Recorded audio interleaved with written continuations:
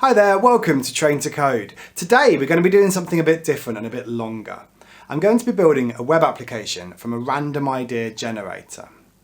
Probably the best way to learn software engineering is to actually build real working solutions to a problem and then see them through to completion. So not just doing a standard project that you might find a tutorial, but actually thinking of something yourself, designing it, coding it, publishing it, and then trying to get people to use it as well.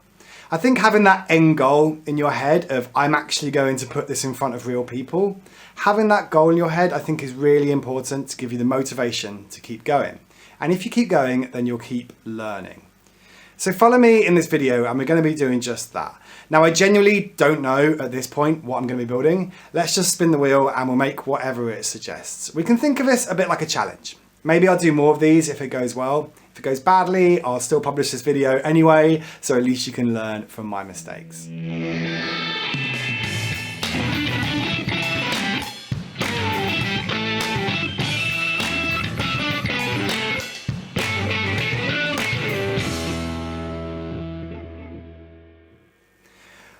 Alright, let's find out what kind of web app the random idea generator is going to tell us to build. So I'm going to hit this generate button, I'm going to turn this down to 1, so there's only one idea on the page, and as soon as I hit this, this is what we're going to be building. Are we ready? Convert one currency to another.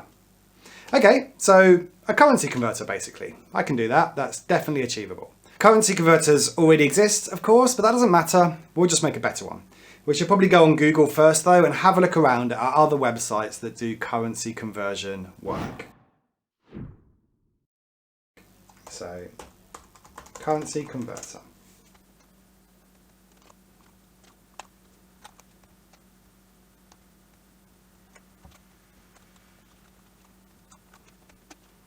Okay, I've done some Googling for currency converters and I found a couple of nice examples that we can use as a starting point.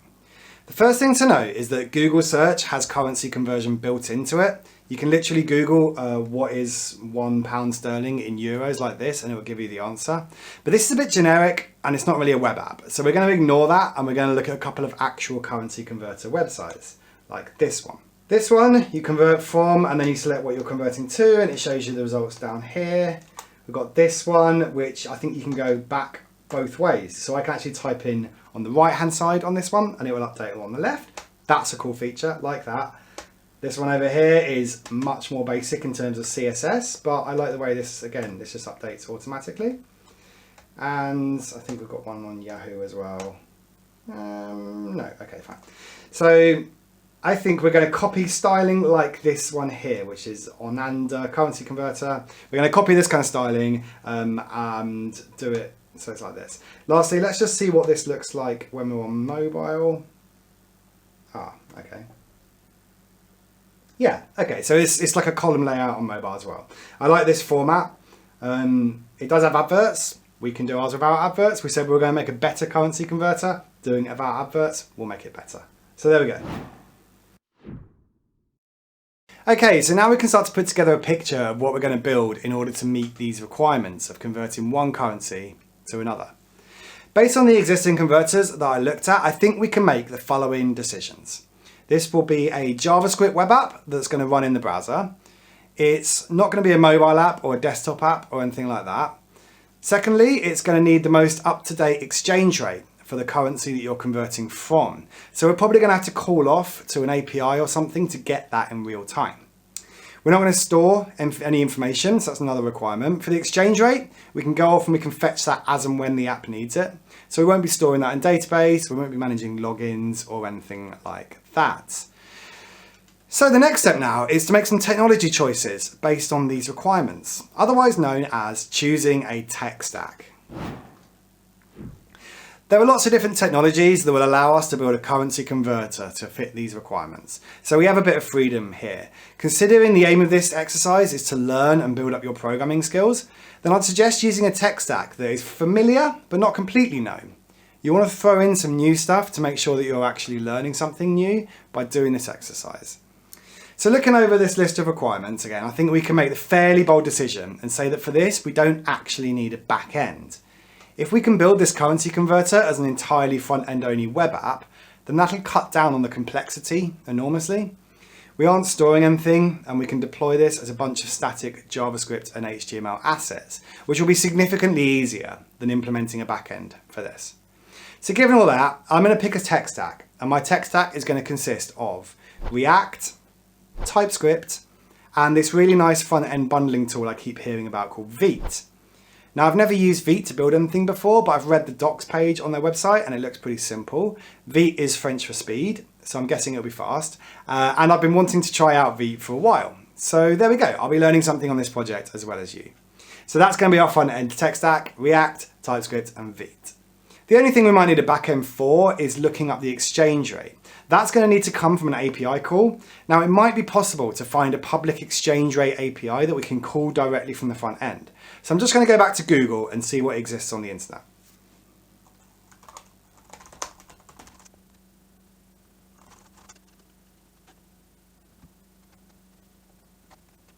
Okay, we're back. And yes, I did manage to find a public API for getting currency exchange rates that can be called directly from our front end.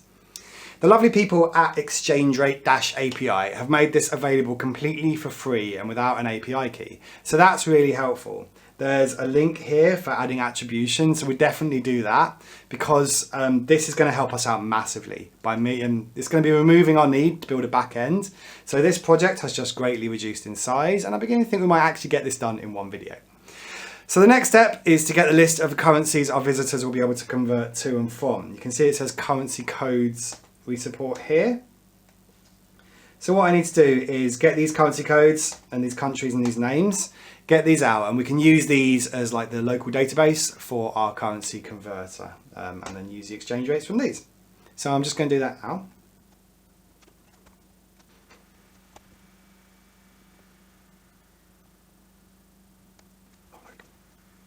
All right, let me just explain what I've done. From the documentation of the Exchange Rate API website, there was a list of currency codes in a table.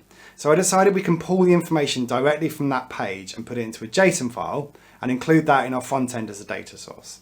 So that way we can be pretty much guaranteed that the currency they select on our app will be compatible with the API. To extract that HTML table into some JSON, there's a bunch of ways you can do it.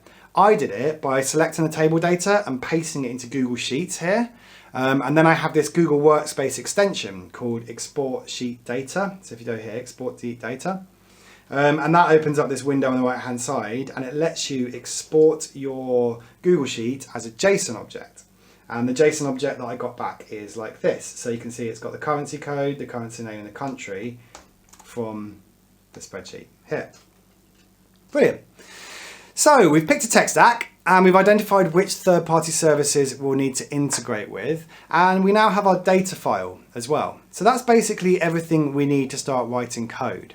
Now I'll speed up some parts of this video because you don't want to sit here and just watch me typing into this laptop for an hour, but I'll come back and I'll recap some of this and I'll show you my code after each part is done. So the first things first, let's create a new web app with Vite.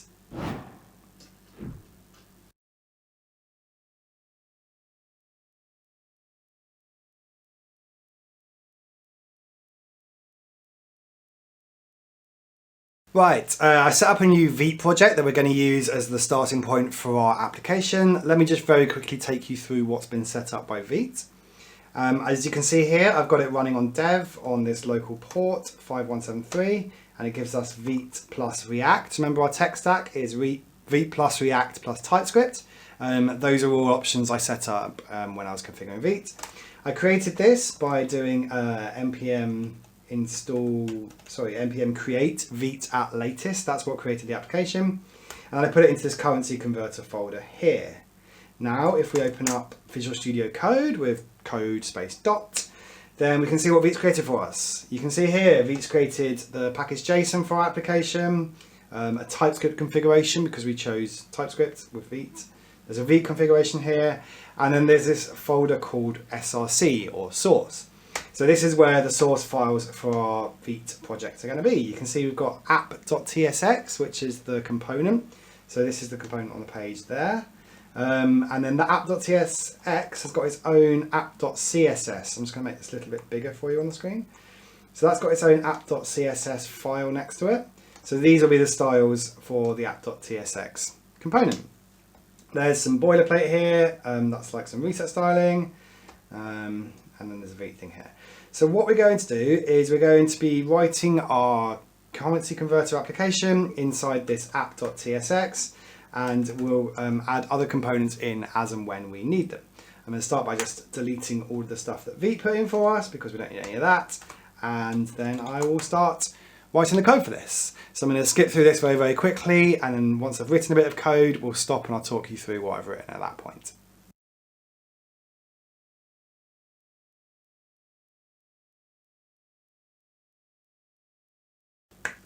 Perfect, right, let me show you what I've done so far. The first thing we've got here is this file called Exchange Rate API Client. And this is like a mini API client for the Exchange Rates API that we picked earlier.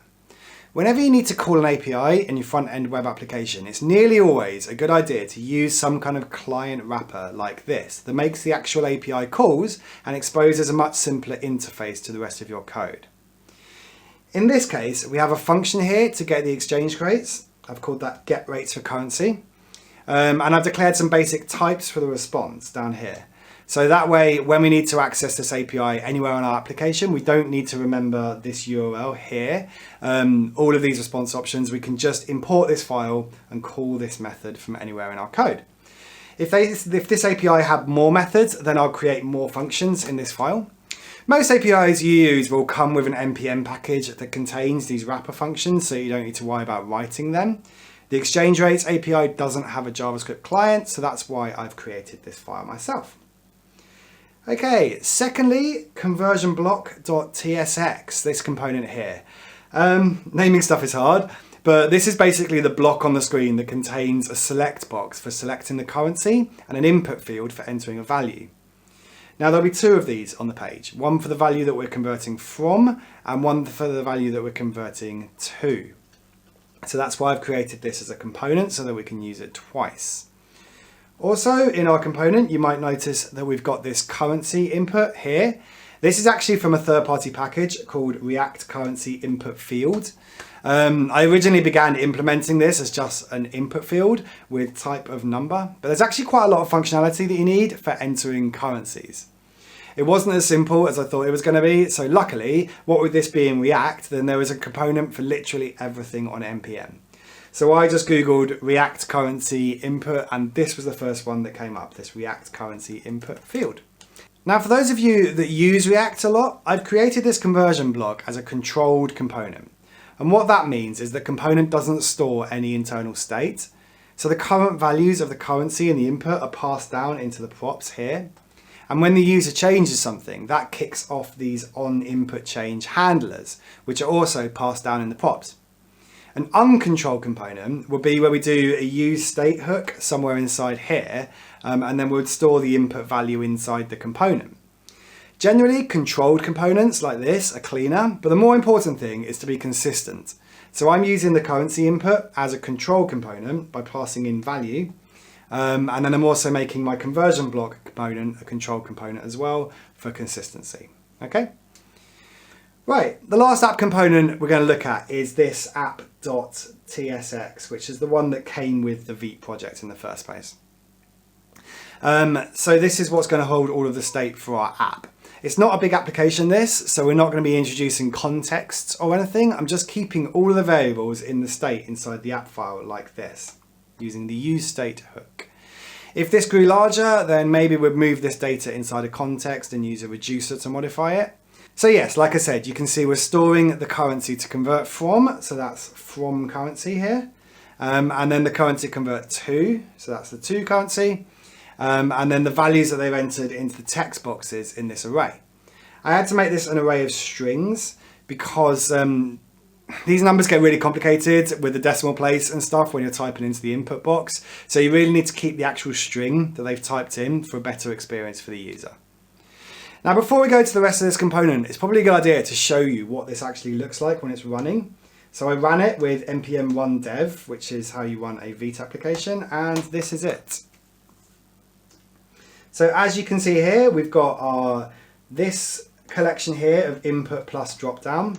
This is our conversion block component, and we've got two of those.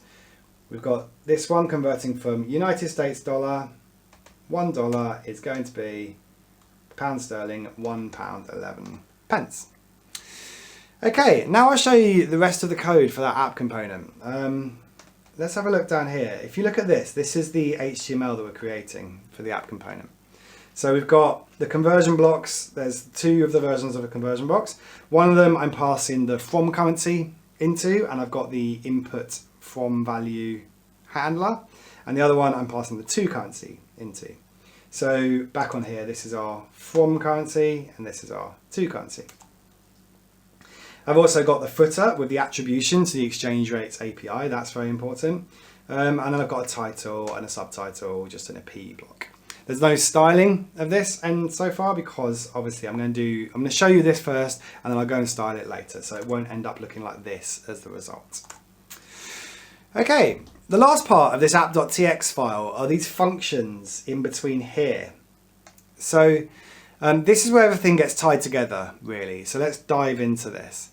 The code for all of this, by the way, will be on GitHub. I'll put a link in the description to this video so you can check all this out yourself. I appreciate looking at this on a YouTube screen. Probably isn't the most interactive way of dealing with this code, but I'll show you around this anyway. So we've got these two functions here, update to value and update from value. These are the change handlers for the currency inputs on the two conversion block components.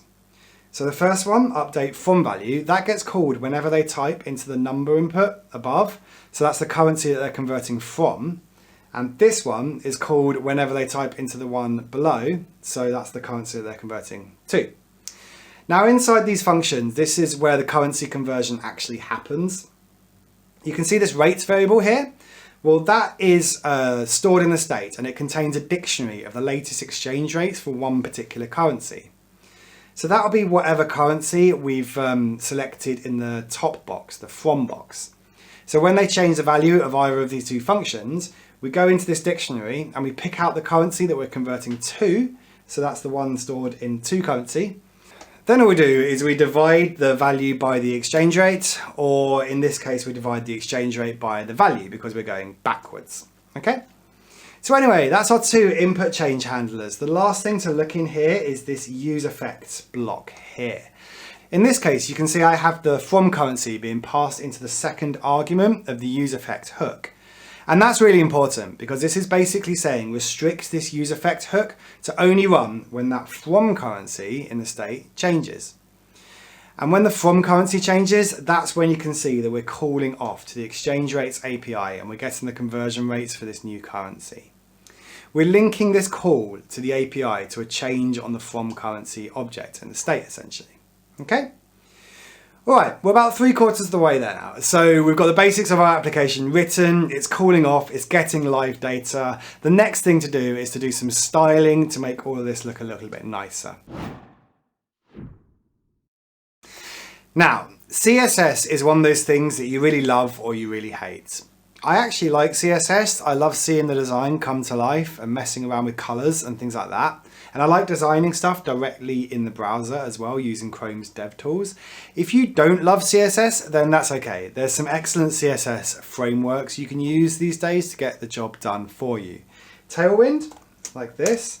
This is probably one of the most popular at the minute, which is it uses utility classes. So you can get some really nice styles out of it. Let me just show you the components tab of this.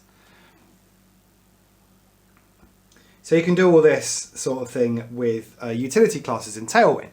So if you don't like CSS, then something like Tailwind is a really, really good choice.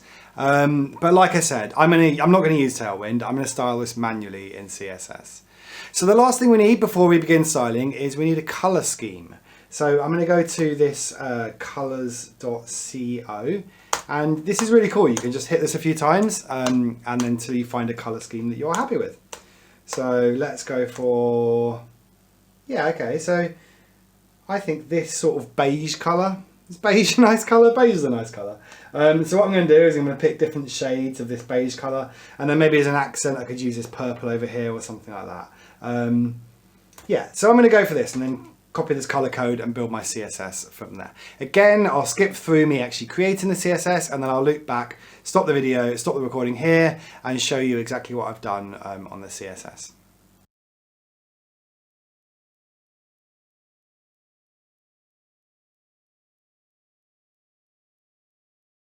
Right, here are my styles. Firstly, this is what the resulting web page looks like. You can see the drop downs here, and then we've got the text boxes when you enter stuff in. When you focus on them, you can see like a border appears. I've got border radiuses and things like that. It looks okay. It's not beautiful, but it's okay. It's okay for an engineer anyway, not a designer. The other thing to note is that I made this responsive. So if I start moving the viewports to be narrower, you will see that at some point these drop down and they go vertically. So the mobile layer has basically got the two currency blocks stacked vertically. And you can see this arrow changes here too as well. These arrows, incidentally, I got from this package called Ant Design. And I installed this with npm. So that'll be npm install --save ant design icons. And then I import it into my main app component like this. So I've added the arrow right outline and the arrow down outlined in here. And then I've basically hidden one of those based on the width of the viewport. I'll show you the CSS for that in a second. Okay, let's look at the CSS that I've added for this. First thing I've done is I've added some CSS variables into our index.css here in the root element. These are things that I added as I went along and I thought they'll be a good candidate for reuse. So it's generally colors. These color codes were created from that color scheme generator that we saw earlier on, and then I've got a couple of grays and things in as well.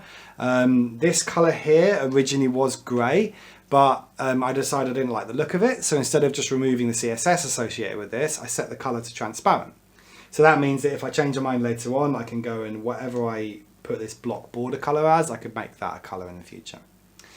I've also set the default font family here, and I imported in this font, this Fira Sans from Google Fonts.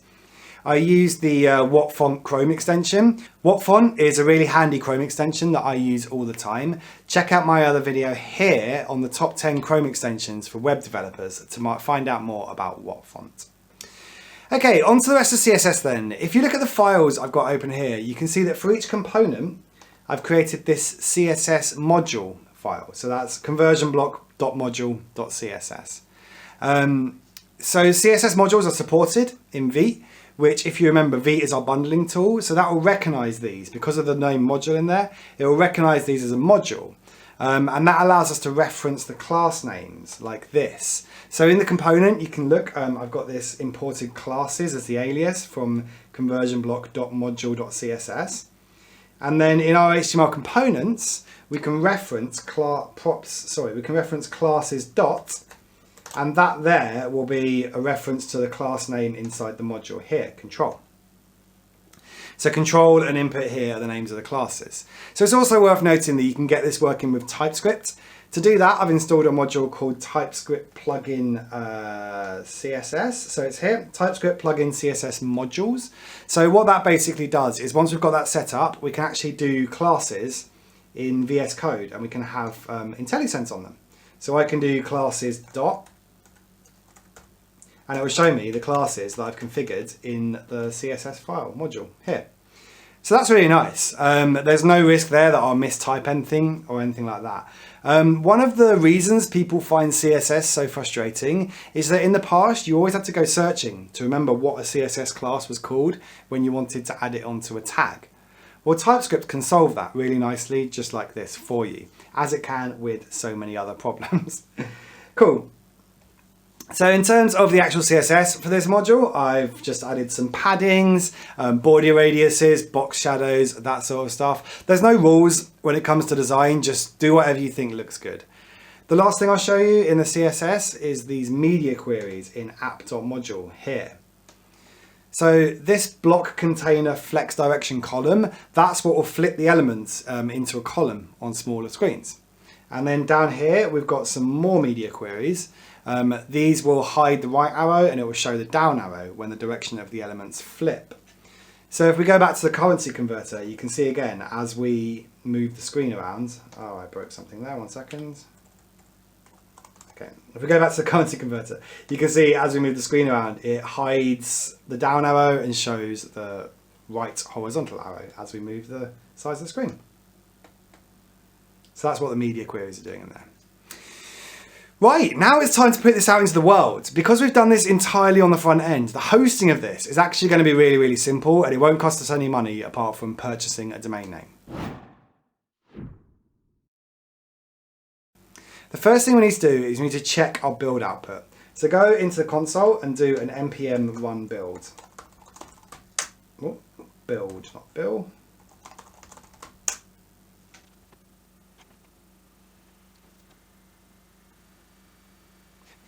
When this is complete, we can jump back into our file explorer and we'll see that Vite has created this new dist folder for us.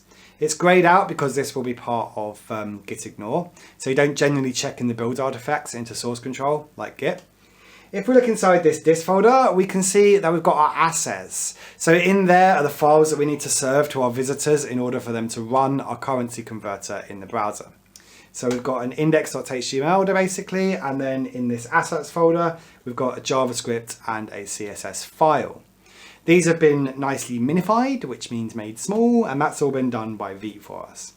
So this is our web application, just these three files, these two index, CSS, JavaScript, and the index.html. We then need to decide where we're going to host this. Now you have a lot of options for this kind of static website, GitHub Pages maybe, or AWS S3, but I'm going to do what I always do and host this on Netlify.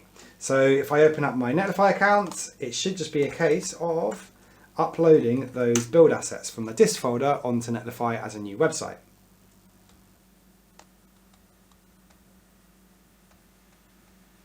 So I can actually drag and drop directly from the file here. If I open this in File Explorer, I've got this is the dist folder. So these are the files here that Netlify created for us.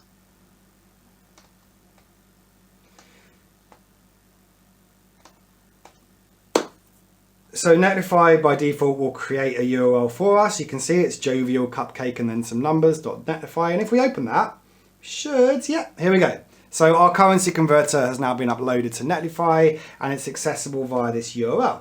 We should be able to test this, it should work. We can say what's $5 is £4.50. We can say let's go from Vietnamese dong. So what's a million Vietnamese dong is going to be £38. Let's say we actually don't want that in pounds, we want that in Swiss francs. So a million Vietnamese dong is going to be 41 Swiss francs. So the currency converter works. The last step is to do something about this URL. It's not a very good currency converter if people have to type that into their browser to get to it. So we're actually going to buy a domain name and link it to this currency converter app. And then we can say that we really have built a complete application from scratch and published it into the world. So to buy a domain name, let's go to, I always use Namecheap. There's many places you can buy domain names. And we'll just start looking for things. So, I mean, this is the best currency converter. So let's try the bestcurrencyconverter.com. Let's see if we can buy that.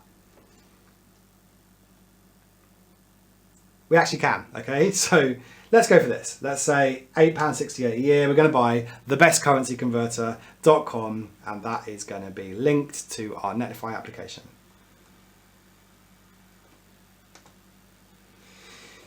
So to purchase this, I'll put my details in here. I may blur out the actual details of my bank account when I do this.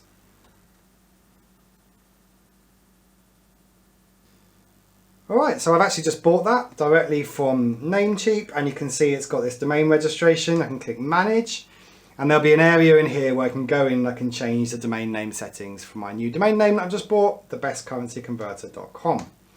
So what we do is we go back into Netlify and we say set up a customer domain, and we can put it in here. I'll just copy and paste it. bestcurrencyconverter.com. Verify it. Now we're not going to be able to verify it. I think the best thing to do is to assign this to Netlify's DNS. So we're going to have to go in here and we're going to have to change the name servers to be Netlify's name servers. It's a bit of a crash course on domains here. You don't have to worry too much about this. There is a lot of documentation on both Namecheap's website and on Netlify's website of how you can link a custom domain name to a Netlify site, but it really is not actually that difficult at all. So all we need to do is we need to go in here and say use Netlify, set up Netlify DNS for our domain. So here's our domain name servers. They are DNS 1, 2, 3, and 4. So we go back into Netlify and we add these, instead of Namecheap basic DNS, we change this to custom DNS and we put our Netlify DNS servers in there. So what this is basically going to do, I'll just tell you as I enter these in, is that when somebody visits thebestcurrencyconverter.com, they will go off to a name server that will tell them to go to Netlify. And then Netlify will say, yes, yes, yes, we know about that domain site. That is a app that we've hosted. So Netlify will do the redirection to jovialcupcake@netlify.app. So this is almost ready. We're just checking the status. Netlify will also provision us an SSL certificate, which is really nice. And again, this is free. So this isn't going to cost us any money unless we get millions of visitors, which we might. We won't. But it's okay. Check the DNS configuration. This can sometimes take a while, so I'm going to speed up this little bit of the video and we'll come back once the DNS has been set up and the SSL certificate has been provisioned. Here we go. That only took about 5 minutes, and look, we can get to thebestcurrencyconverter.com. We can even click on the little padlock and we can see that Netlify has created a certificate for us. So this is HTTPS, the best currency converter, and our currency converter's here, just as it was before. Convert $5 to £4.50. Convert £10 to $11.12. So there we have it, a complete currency converter web app that we've launched into production for anyone to use. You can visit this yourself, thebestcurrencyconverter.com. It should still be up there. I really hope you've learned something from following along with this project. As ever, the code for everything I've done here is on Train to Code GitHub. So that's github.com/train to code. It's in a mono repo in there called sample projects, but I will of course put a link to that in the description as well. So my name's James Charlesworth. If you liked this video, then please subscribe to my channel. And if you have any questions, ask them in the comment section below. I will do my best to answer anything that you want to ask. If you found following along with this project useful, then let me know and I'll do more of these. There's plenty other ideas inside that web app idea generator. Most of all though, thanks for watching and have fun building projects and putting them into production yourself. Goodbye.